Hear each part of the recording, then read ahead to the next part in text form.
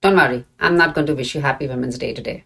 Because to be honest, I don't believe that we deserve just one day in 365 to be celebrated or to feel special. Do we tell our children that they'll be picked up from class just once a year? Or tell our partners that dinner or laundry will be an annual event? Or show up 100% at work just once in 365 days? No, we don't. So I'm not willing to take the charity of a day in exchange for 364 days of my sweat, heart, and soul.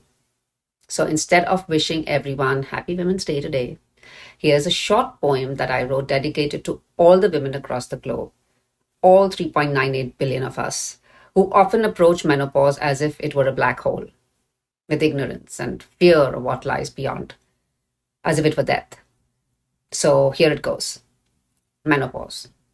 Not about a day, year, or decade. Not about a period that you can simply evade. It's here, and it's here to stay until your very last day. So hold a hand instead of holding back. Here comes dawn. It's not all black. You are special every day, my dear. So stay healthy and be menopause wise.